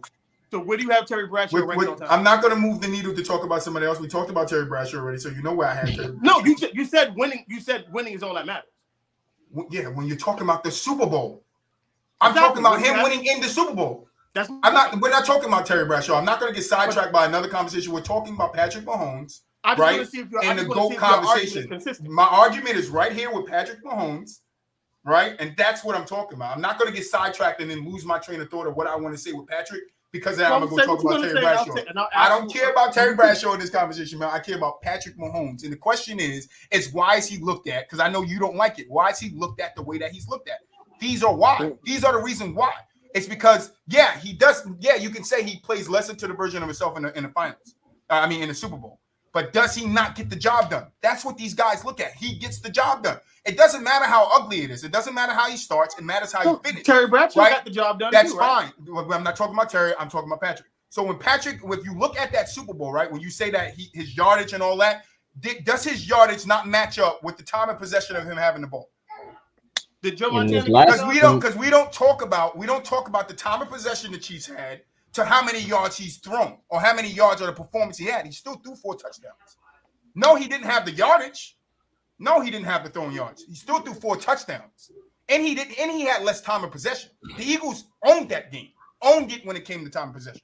Stop me when I'm wrong. They owned it. And he still was able to get in those small moments that he had and make key plays and get done what he gets done. That's why I'm saying, yes, winning only matters when you get to the Super Bowl. I don't care about nothing else when you're in the Super Bowl. No, winning doesn't matter when the regular season getting up there. But when it comes to the Super Bowl, the 2 teams that's there, when one of them wins, yes, that matters. That's all that matters. It's who you win. Who wins. That's it. I don't care about nothing else. Patrick Mahomes wins them, right? You can say Hurts outplayed him. I don't give a shit, right? You know my stance. I think he outplayed them in the first half, and Patrick had the better second half. That's just me. Hurts threw 3 touchdowns. Correct me when I'm wrong. 3 touchdowns in the first half, I believe. I think he threw 1, ran for 2. He ran for 2. Yeah, he accounted for 3. He accounted for 3. But he had 4 total, right? Yes, he for the had game. 4 total. Patrick Mahomes threw 1 touchdown in the first half and threw 3 in the second. Yeah. No, he only threw 2 in the second. He finished with 4 touchdowns. He threw the score. They had 14 points. Correct? I could be wrong. They had 14 points in the first half. 1 was a touchdown to Kelsey. The other one was a fumble return for 6. That's the 14 points. They then scored 24 points in the second half. That's 3 touchdowns and a field goal. That would mean he had 3 touchdowns. I don't unless somebody ran for the ball. Chapeco had a touchdown. A touchdown. Okay, so that's fine. So Pacheco ran for one. He had the 2 wide open touchdowns from the motion. From the thing. So he threw 2 touchdowns in the second half, right? Yeah. So for me, it's those 2 touchdowns that he threw in the second half. Do they outweigh what the Eagles and Jalen Hurts did in the first half? 100% to me, because it's what led them to win the game. I don't like it. We all heard the saying, it does not matter how you start, it matters how you finish. And I think Patrick finished the better quarterback. You know I'm going to the clip. I'm just so you know I'm clipping your ass up on that one. Clip me. Doesn't matter how you start, how you finish, right, Larry? All right, Larry said yeah. Well, because you was totally opposite on that on another topic, but that's on what topic? And crazy thing about it is it was a Derek Carr. It was Derek Carr thing. I don't give a fuck about Derek Carr. I would say that Mahomes is on the path. Mahomes is on the GOAT path. He's just about 60,000 yards and 450 touchdowns from the finish line. I think we all can agree that Mel, I think we all are on the same page with you when you say this conversation is premature. 100%. I'm not taking up for Patrick. I do not agree that he's the top 5 or all-time quarterback yet. You know me. I don't like ranking active players, so I'm with you there. But I understand why they're doing this shit, and it's to replace the nostalgia of Tom fucking Brady. You can replace it without having not to media. He's the greatest of all time conversation. Not to the media. Like to us, yes, we can do it. But to them big hat media niggas, nah, that's how they make their money, Mel. You know that. If you just want to anoint him the face of the league, whatever. Do it. You won't get any pushback. Right, without doing the GOAT thing. But now everything is so centered. But everything is so Mel. You had this conversation with me, Mel, about how everything is so centered around the GOAT conversation. Because really and truly, remember, that's what it is. I hate the GOAT thing. Well, we didn't start having the GOAT conversation with Tom Brady until he won Super Bowl number 5. There was a lot of pressure on him to win 4. Mm-hmm. When he won 5, is when the conversation what's his name? Terry Bradshaw had 4, and then Montana had 4. Joe Montana had 4. Because at the end of the day, it's like we as football fans, we knew. Okay, yeah, Tom Brady has his first. He has a second. He has his third, right? Okay, Big Ben, he has his first. He has his second, right? Okay, Terry Bradshaw, he has 4. Okay, Peyton's coming up. He has Drew Brees coming up. Ain't none of them better than fucking Joe Brady, right? I mean, fucking Joe Montana right now. And we all knew that shit. It's like the media knew that. But it's like now, because we have so many young quarterbacks that are competing for that top spot and nobody has yet solidified it because there's still the whole, is it Joe Burrow? Is it Patrick Mahomes? Is it this person? Is this person? Now we have this, we have to push this person in front. We have to push this person in front of the narrative. We have to push this person in front street. And it's like, no, just wait until after the fact. Like we can compare the young talent now, the Joe Burrows or Josh Allen or Jalen Hurts. We can compare those guys to each other, to the young talent that they're around. You don't compare them to the OGs because they haven't even done stuff to get to that level yet. Conversation that should mostly happen. Compare. I'm with you with that, Mel. That's where it should be. Compare the Mahomes to the Josh Lamars, Allen, Justin Herberts, who's playing today. I wouldn't even compare him to Aaron Rodgers. But Mel, nobody cares about that conversation. Like they care about who's going to be better than the guy that came before him. That's all. But they don't care about the conversation because they don't hear it. No, 100%. No, and they do hear it, they ignore it. It goes in one ear and out the other. How many times do we sit up here and have these conversations? How many people do you think walk away from there and be like, oh, no, they're right. We should start thinking about it this way. Them niggas, look at TikTok. They don't give a fuck that we try and change the conversation. They want to talk about the GOAT debate. They're going to talk about the GOAT debate. That's just what it is. But that's what. So when a new media is media pushes out. Right. So when a new guy comes along like Patrick, it's just like, where does he fit in history? Where does he? They do this. They're doing the same thing with Giannis right now. Giannis is the top 5 power forward all time. Like, no, nigga, give him a chance to have a career. Like, give Patrick a chance to really have a career. What if Josh Allen wins 5 before Patrick wins 5? I know we don't like him. What if Kyler Murray wins 3 and Patrick still has 2? Like we don't know what's going to happen in the league. And that's my biggest point. Like we don't know what's gonna happen tomorrow. Mm-hmm. You know what I'm saying? So let's let it play out because I'm not. Is that you love the Lions. This dude loves the Lions. I give you more respect than anybody who is Hey, he here consistently, man. He here consistently with it. I will give you all the respect. You go, I love that never guy. see nobody go this hard for the Lions. I don't even know that guy. Hey, but I love that guy. my man's go hard for Detroit and the Lions, bro. Yo, Shout out to Detroit him, versus everybody with you. He boy. is the D He all comes the to the way basketball through. show talking about the Lions. Like, he don't care, man. We Bro, respect it. he repped Detroit better than my dad, and my dad was born and raised there. We about to have to make your go to a moderator, man. You're gonna have to do something because I respect that. We need you to be a part of over here, man. I don't think I have. Man, I've been a Raider fan my whole life, and I still don't have that much gumph for my team, bro. Like, shout out to you, big dog. There's no way. You are definitely the GOAT for that. 100%. Then even with then with the Patrick Mahomes GOAT conversation, hold on, the Mel. second part of that this is interesting, Mel. Is in Mexico. Hey. Yeah. Absolutely. Absolutely. You gotta give it up for that man. Give him flowers and take a shot at the Oh my gosh.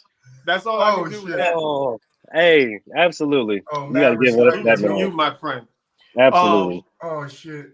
So the backside of that is they're saying Andy Reid is a top 5 head coach all time. Yes. To you, what do y'all think? I mean, that I would entertain that conversation more than I would entertain the Patrick Mahomes conversation. I would entertain that more than the Mahomes GOAT conversation. I mean, honestly, I don't think you can. How many rings? What does it have? What has Andy? I'm asking to actually. I don't think. What has Andy Reid accomplished? So much, but not even rings. What does he accomplish? Everybody, I want everybody's top 5 head coaches. I don't know. I got to think about that. I got Bill Belichick, Vince Lombardi, Don Shula, Chuck Noll, Bill Walsh. I got Bill Walsh in there, but I don't even know. Yeah, that's what I'm saying. I got to look. Bill Belichick. Bill Don Walsh. Shula is in there. Don. Bill's in there.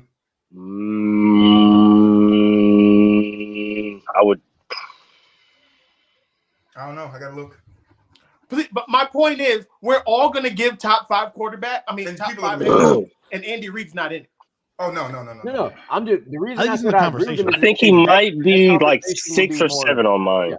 That conversation would be more compelling than the Mahomes GOAT conversation. Yeah, I'm just saying I would take that conversation over the Mahomes conversation. I'm not even listening to you if you tell me Patrick Mahomes is top 5 or whatever. But if you come to me and be like, hey, yo, Pat, Andy Reid, this and this, and bust out his ready man, I'm like looking like, okay, that might be a conversation I entertain. I'm not gonna sit there and be like, oh yeah, bet you right. But I'd entertain the conversation. Yeah, and I'm not gonna get worked up about it. I'm like, you know what? I can see that. Yeah, I wouldn't be mad at it. You know what I'm saying? If you put him in like 5, like right at 5, like the edge of 5, like barely above 6. You know what I'm saying? I think he's about 7 or 8. Barely above. Like barely, but I'm talking about like 5.9999999 was a ranking. Put him right there. Right there. Not me. Because but if you put him at 6 or 7, I'm not mad at you. Jimmy Johnson. Look, y'all didn't mention Jimmy Johnson, Joe Gibbs, Parcells. Jimmy Johnson and Bill Parcells are definitely rounding my top 5. What about Mike Shanahan? I mean, Mike Shanahan. Like there's like look at the how long that list are getting before you get to Andy Reid. Well, if we start the list, if we start looking at Super Bowls first, right, and then work our way backwards to like wins, right? Andy Reid's got 250 wins. I mean, that's pretty impressive, right? So when you look at guys like but then when you get to that point, then it's like, well, then you start throwing dudes like Dick Vermeil in there. True. I have to look at his total wins for his career. He's got what? Vermeil got 2 Super Bowls. Dudes who won a lot of games but didn't win nothing. Oh, like Matthew Stafford before he finally got a Super Bowl. Exactly. Like it's like I'm just saying, like. I just don't believe he's a top 5 head coach of all time. Only because what happened now is he's won the 2 Super Bowls now, and everybody's like, "Oh, he's just great." Dude, he was getting his ass cracked in Philly. Listen, people were saying just a couple of years ago that I think it was right before Patrick and them won the first one that Andy Reid might be out. He might need to get rid of him. He's not the same. He ain't going to win with that culture now. Now he's top 5 coach. I don't know. I don't know. I'm right now. Like I don't agree with it, but like I said, I would listen to people's arguments. Like you said, that's Patrick probably Mahomes, an argument that I would listen to. with like one ear. Bill Vince Lombardi, Don Shula, Bill Walsh, Paul Brown. I think the top George, 3 I think are set in stone, and then after that you're just talking about 4 and 5. Tom Landry. I don't know, Chuck Noor. Let me see. Let me see. They got Andy Reid 11 on the list. I'm looking at. Okay, wait. Bill Belichick. I would say, Bill Belichick, Bill Walsh, Vince Lombardi, because I feel like we're disrespecting Big Vince right now. Big Vince Lombardi. Parcells. I just named him too. And then Jimmy Johnson. So he would probably be around 8 or 9. Honestly, thinking about it, 8 or 9. And this is what his current stats too, Andy Reid, on this list. I don't think, like I said, it was just, to me, when they said it, I was like, nah, there's too many of good head coaches that we've seen. So, and then the crazy about it, I think it comes with Patrick though. It comes because he's winning with Patrick. That's what I mean. That's why I grouped it together. That's why I wanted to say with you guys when you say that you don't mind the argument, but it's like that argument only comes about because he won championship with Patrick. Like nobody before this was saying Andy Reid was a. But I don't want to use Patrick to devalue Reid because then I have to use Brady to devalue Belichick. No, but I mean people do that anyway. But that's what I'm saying. I'm just talking about the conversation itself, Wayne. I'm not talking about the devalue or what anyone has done. I'm talking about the conversation itself came about when he started winning championships with Mahomes, because just a couple of years before he got Mahomes, they were talking about Andy Reid being done in the league. Yeah, they were saying that had to win a championship. No more. Even when he lost that, done more. Then he without the first year, something like that. Than Bill Belichick without Brady. Just saying. Oh, 100%.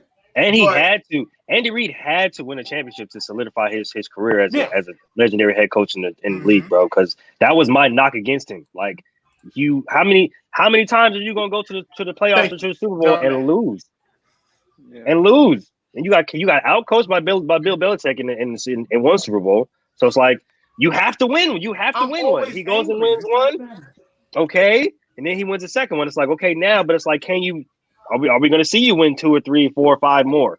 Like a Bill Belichick, like these other coaches. We don't know. Okay. I don't think he will. Because right now, current rankings right now, he's 11. He's 11. That's what I'm saying. He's 11. I don't think he's top 5, man. No. And that's with 4 Super Bowl appearances and 2 rings. I was going to say that's with 4 Super Bowl appearances and 2 rings. Yep. I got a special under the helmet today. I know I sent y'all the doc, and I totally went down a rabbit hole and I completely changed it. So we're gonna go under the helmet. Let's go. Since it's Black History Month. Oh man. Black History Year.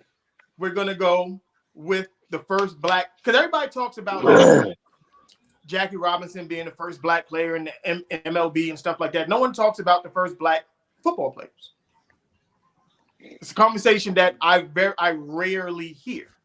So I started down this rabbit hole as I was looking for quarterbacks to do the under the helmet, and I was like, well, who was the first black quarterback? Because I was doing first quarterback to rush for 1,000 yards, yada yada yada, and then I was like, my brain switched, and I started down this whole rabbit hole. So, do any of y'all know who the first black quarterback was? And I don't want nobody going on the computer. I'm already on it. Not off the top of my head, I do not. Right. I mean, I didn't even know. I literally had to go and do a whole deep dive to get it. So a nigga named Tank? Nah, that's a fullback. No, I am. And it's ironic. His name was Willie Thrower. Oh, I just found Willie Thrower. As soon as you said it, Willie Thrower popped up on the screen. Yeah. 1953. Yeah. First black quarterback in the NFL. Like African American, yeah. And then, I started just going down. So I was like, okay, well, since everybody's Googling, let's Google. The first black Hall of Famer in the NFL. I'm gonna say the last one. I got a couple. First black Hall of Famer. Yeah. Oh, that's Willie Thorne. Nope. Mm-mm. He's in the Pro Hall of Fame, bro. He's in there, but he ain't the first one. He was the first black quarterback. I gotta find somebody that's older than Emlyn Tunnel. There you go. And he played for the Giants. You should have got this one, Troy. No, I don't go back to 1952. 79 I'm not in interceptions. 1952, bro. That boy was a problem on defense. They was throwing shit up out there. And he was taking it out the motherfucking air. I could listen to music from the 50s. Shout out to Whispers. But I'm not going. I don't know nobody from the 50s that played. No, Man's had 79 interceptions. He was just taking shit out the air. In his career or like? And back then, they were only throwing the ball 8 times a game. They were throwing it 8 times a game. Okay? He was throwing it up. He was like, oh, 6 of those catches was his interceptions. 6 of those throws was his interceptions. Yeah, but this was like I felt like I got a couple more, but I'm gonna save them for because we got a couple more shows before the month is over, so I'm gonna save them for the end. We got one more show. No, Mel. This is our last. Wait, no. Today's the 17th, bro. I think today's the 20th. I was like, what are you doing, bro? Yo, the whole week I'm thinking this the fucking week of the 20th, bro. Yeah, like you. That means I'm losing my shit over here, bro. I'm losing my shit over here, man. My man is a week ahead of us right now. He over there time traveling. Time warp right now. Because even on the calendar, I wrote the 24th, Mr. GQ and Sean. Oh yeah, my man is a week ahead. Yeah. And on the 20th, I have Wayne and I got the Wilt dude, which I still got to find out who the Wilt dude is because I don't know where he hit me up at. But yeah, might be it's the 17th. Yeah, I'm 3 days ahead. I'm a whole week ahead. You're a whole week ahead. So, up over here. Yeah, this one was actually a two-parter. It was the first. Who was the first black player to play in the NFL? It's actually two-parted because there was the American Football League, and there was a guy who did that, and then there was the actual NFL, and there was a couple guys who did that. Mm-hmm. So. For the NFL, it was Fritz Pollard. Listen, Mel, you're gonna stop doing this. Look, bro. I'm just gonna click this. I'm gonna click this, and then I'm gonna click this, and I'm gonna share that bitch. Look at that. Look at that. I'm not gonna touch a fucking thing. You keep saying people who's on my screen. Stop doing that, bro. This is what I'm doing, man. But why are you saying them? Say somebody else first, and then let me move it, and then say him. You literally. All right, I'm gonna move it here. You gonna say this dude next? Who's that? Willie Strode. Yep, he's next. He's next. Yep.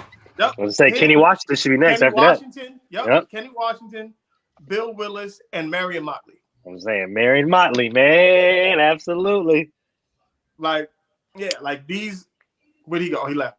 All right. Oh no, Marion Motley was left. He was next. So, all right, I'll come back. You're over here watching my screen without watching my screen. I don't know what you're doing over there, man. You got that ESP, man. I was doing deep dives. I told you, deep dives. Got that ESP. We all on NFL.com, ain't we? Ain't we all on NFL? So the thing was, with it being Black History Month, and I don't, we don't, because even ESPN, they don't dedicate the time to do this, to give because when Jackie Robinson goes up, everybody goes crazy about Jackie Robinson, and as they should, Hank Aaron and all those other guys, as they should. But I don't think the same amount of attention and respect goes to the guys who started it in the NFL. Yeah. So I felt like, that would be a good little send off. What he said? I'm gonna start swinging. Hey, see you next show, dog. Appreciate you for rocking with us, big dog. Anyway, you're good. Thank you for sticking around. But like Mel, so I understand everything you said, but at least for the Super Bowl this year, they did highlight having Doug Williams come out with the Lombardi Trophy and everything else like that. And I thought that was at least a solid tribute to start with. And then you brought in a Steelers great, and he brought out an Eagles great too, which I thought all the above was really good because it's more than I've seen personally. And I know you're older, man. I've seen quite a few Super Bowls. That's the first time I've seen us do it like that. And the Super Bowl's always in February, so why don't we do this every year? And I think they piggybacked it because there was 2 black quarterbacks in the Super Bowl. Can I make a moderator from here? I can see that. So I just think they should I'm not saying they got to go overboard with it. That's not my thing. I'm just like, just the acknowledgement of those players who did what they did. The way, like I said, just the way that they do. Like, they don't tell the story. Like, they don't tell the football player stories the way that they tell the Hank Aaron story. All the stuff that he had to go through. Because I read a quote from, it was Bill Willis when he was saying, this was crazy. He said, they found out while they was calling us the N-word and Gator bait, I was running touchdowns and Motley was knocking the esh out of them. But when they stopped doing that, they tried to catch up to us, meaning they stopped looking at them as, black players and as football players. Mm-hmm. You know what I mean? Like we know about the racism and stuff like that. I'm not a racism guy. I don't like getting into this bag like that. But I just felt like I think a little light needed to be shined on those guys, what they went through, and the barrier that they broke, as well as the guys in other sports as well. That was my Definitely. So shout out. With that being said, shout out to Paul the Tank Younger for being the first player to be drafted from an HBCU. That's right. Yep. I'm gonna say that for next week, but damn it, Louis. Hey, I had to shout him out, man. I had to shout him out. I only did that because there's so much ridicule about Deion going to the HBCU and how HBCUs don't bring players to the NFL. That's bullshit, bro. Stop doing that because you're not doing this. Jackson State. Exactly, you're not doing these players, these athletes, do justice by saying that. That's their fault too. I want the media to know that's y'all fault. That's the reason why these HBCUs don't get the recognition that they get is because y'all keep saying, "Oh, NFL teams don't want no HBCU guys. NFL teams don't want no HBCU guys." Well, go look at the stats, bro. Go look at the history and check yourself before you wreck yourself, dog. Because you're not doing these kids a fucking service. You're doing them a great disservice, and you're doing these HBCUs a great disservice. And then at the same time, you try to fix them out by saying, "Oh, they don't have the resources. They don't." Well, you're not helping. So. Yeah. Well, at least the last couple years, the NFL Network has been showing that we have the HBCU Combine. We have we have a lot more spotlights on them, and it's coming from the NFL Network itself, which I still think is a progressive step forward. That's a big step. Definitely. And I recognize that. I just don't like these ex-athletes, these ex-NFL athletes, literally coming on screen and telling these kids that if they go to an HBCU, you're not going to get the same opportunities that these kids get at the D1 because they got all the resources and all the stuff like that. Well, guess what? You're not helping to those resources, brother. You're not helping bring resources to the HBCU. You're destroying it. Put your money in there. How about you go put your son in those HBCU programs? You shout out those HBCU programs. How about that? And instead of saying, "Oh, well, it's for HBCU. They don't got the resources. They don't got the guys. It's a small school." Nah. How about we change that narrative? Talent is everywhere. If you're good, they will find you. Ain't that what Chad Johnson said? Oh, okay. I think the thing that makes me angry, actually, I felt my blood start to boil a little bit thinking about it. When you guys were talking about like Doug Williams and all the lights that were shined on the two black quarterbacks in the Super Bowl, right? And then as soon as the Super Bowl ends, we see 5 white offensive coordinators get hired ahead of Eric Bieniemy, and it's the big difference between what the NFL does when the cameras are on and what they do when the cameras aren't on. Mm-hmm. And that's true. Just to say something about Eric Bieniemy real quick is that the reason why I feel like he's not getting the head coaching looks that he deserves is because of his rap sheet from the past, and that seems to play a big part when it doesn't seem to play a big part in other coaching candidates, namely white coaches. So if you look at Eric Bieniemy's rap sheet from the past, he has a long arrest record from when he was playing, when he wasn't playing, and that's, to my knowledge, to my opinion, that's what's playing a part in him not getting a real head coaching job. But they're letting these other coaches, these other white coaches that have way worse rap sheets, get jobs and get hired. So look, it ain't even rap sheets. A lot of them just got trash records. Right. Trash records. They're not good people. They're not good coaches. It's a good old boy system full of recycled coaches. Right. And it's, unfortunately, the way it operates is it's not really what you know, it's who you know. Who you know, Yep. All right. So with that being said, we got a little deep at the end, but it's all right. We are going to head up out of here. Wayne, any last words? Don't know real last words. I'd say the last note that I had here is, I know on the sheet we didn't quite get to it, is, are the Chiefs a dynasty? And I was going to say no. No. Calling them a dynasty actually lowers the bar of the word dynasty. Actually, yeah, it's absolutely ridiculous. Definitely. Way to go, Wayne. I would agree with that. DQ, Absolutely. What you got before we head up out of here? Yeah, so definitely caveating off what Wayne said. Yes, Chiefs, not a dynasty. Absolutely not. Great show as always. I like the spotlight of the HBCUs. We should highlight that more often. XFL starts this weekend. I'll be shouting out my Houston Roughnecks, so I'll be looking forward to that. Vegas Vipers, baby. Who was the team I liked? No one knows. Damn, I had a team I liked last year before they stopped before the pandemic. Who was it? You got to go for the Generals, Troy. No. Generals guy. Nah, I'm not. Does New York have an XFL team? I think Texas got. We got 3 teams down here. No, it was what you call it. It was really good too. See, I got the XFL on the app already. I don't even. But do you got your season tickets though? I ain't going to no season. know what you talking about. We don't got no team out here, but I will be in Vegas for that fight. I think it was either the Roughnecks or the Let me know. Defenders. I'll grab tickets if you're gonna come through. Bet.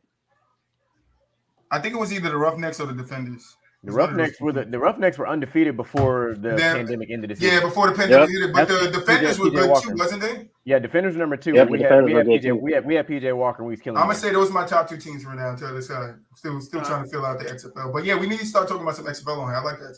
Oh no, we on absolutely. It. Don't worry about it. Absolutely, we will definitely. Sean, any words before we get up out of here? Going off of what the last 2 said, yeah, Chiefs is not a dynasty, and I want to thank y'all for having me on here.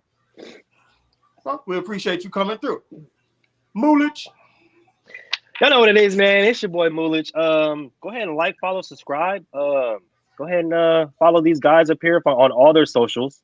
Follow my boy Troy too. You know what I'm saying? He's up there with the mirror, and I'm saying he's on the other side and stuff like that. But yeah, follow the sports TikTok, sports Twitter. Come rock with us at the basketball show on Monday because it's gonna be lit. And yeah. Appreciate y'all for fucking with us, man.